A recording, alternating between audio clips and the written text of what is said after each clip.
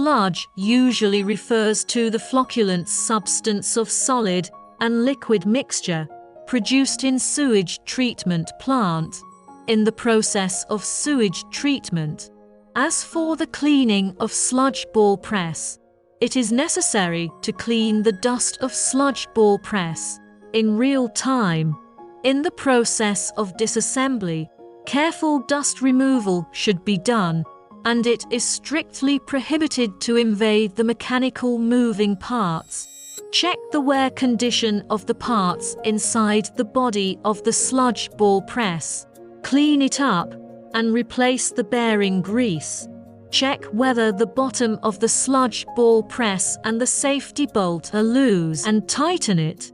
Open the inspection cover of the accelerator to check the gear fit and wear state.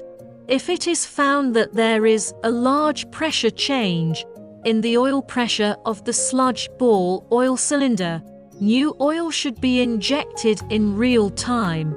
If oil leakage is found in the oil pressure system of the sludge ball press during operation, it should be stopped immediately and restarted after the oil leakage is repaired.